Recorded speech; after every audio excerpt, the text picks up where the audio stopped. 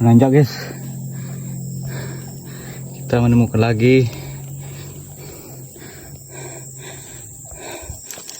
piramida dari rayap yang ukurannya lumayan panjang, sekitar 60 cm.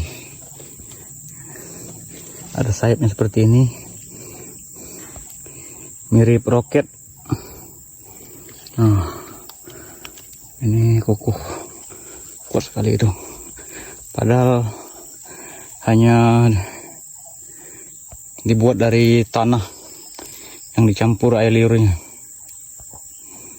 Memang rayap ini memiliki kemampuan yang khusus membuat rumah yang tahan dari benturan serta hujan dan para predatornya tentunya.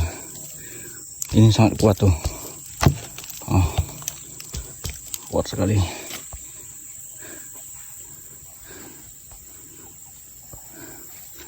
Oke guys, kita tinggalkan dulu.